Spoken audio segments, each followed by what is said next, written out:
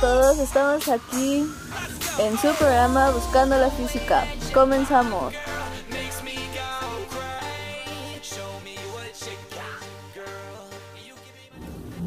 Hola, mi nombre es Montserrat y hoy nos toca hablar sobre el tema llamado operaciones con vectores. Para comenzar tenemos al invitado Jesús, quien nos responderá unas preguntas sobre el tema.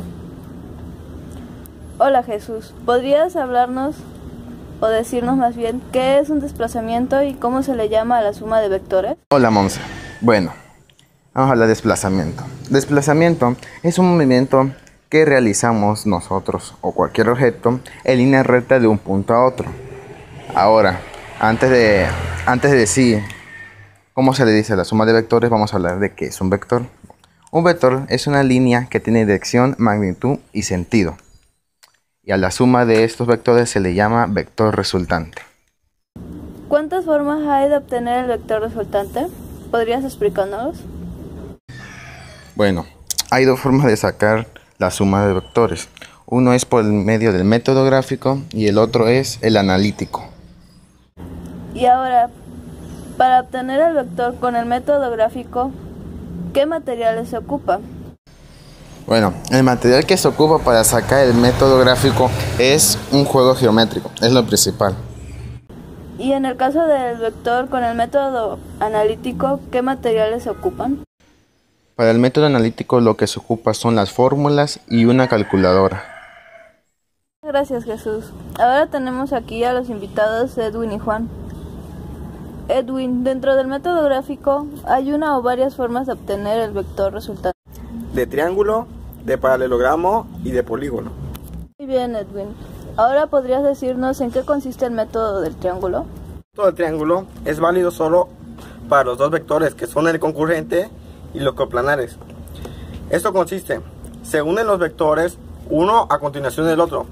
Esto para formar el objetivo que es el formar un triángulo. El vector resultante de la suma será la recta que une el punto del inicio al final. Ahora nos podrías explicar, Edwin, en qué consiste el método del paralelogramo. Del paralelogramo es válido para los dos vectores que también son el coplanar y el concurrente. Bueno, para encontrar el vector resultante, los dos vectores se deslizarán hacia enfrente. Bueno, esto para formar un paralelogramo, el cual el vector resultante será la línea que parta del origen hacia el vértice contrario. Juan, ¿podrías explicarnos en qué consiste el método del polígono? Tienen varios desplazamientos que tienen diferentes distancias, direcciones y sentidos. A la línea que une el punto final con el punto inicial se le llama vector resultante. Ok. Esta pregunta que les voy a hacer es para cualquiera de los dos. ¿Podrían decirme cómo funciona el método gráfico?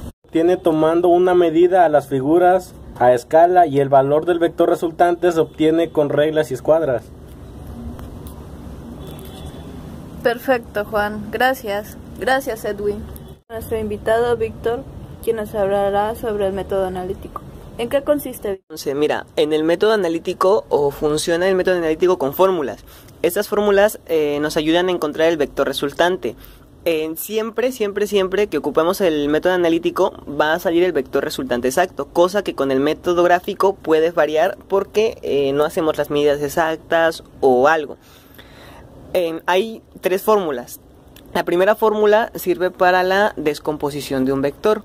Esta fórmula es cuando nos dan un vector determinado con una dirección y sentido y obtenemos la fuerza que hay en X y en Y para obtener las dos líneas y formar un paralelogramo en el cual el vector sea esta línea que atraviese. Esa fórmula, o más que nada, la fórmula sería, para aplicar la fuerza, tendremos que saber la fuerza en X y en Y.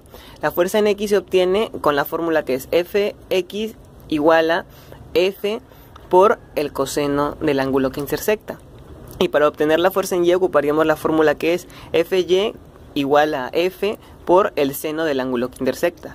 Ahora, si nos dan dos líneas, dos vectores, y vamos a sacar un tercer vector, llámese, tenemos un vector en el primer cuadrante y un vector en el cuarto cuadrante, y vamos a obtener un tercer vector, pues bueno, trasladaríamos lo que son en dos líneas de estas dos figuras para obtener el tercer vector. Para ello tendríamos que componer el vector y se ocupa una fórmula que es r igual a raíz cuadrada de rx al cuadrado más ry al cuadrado. Bueno, con esto concluimos con el programa de hoy. Chao.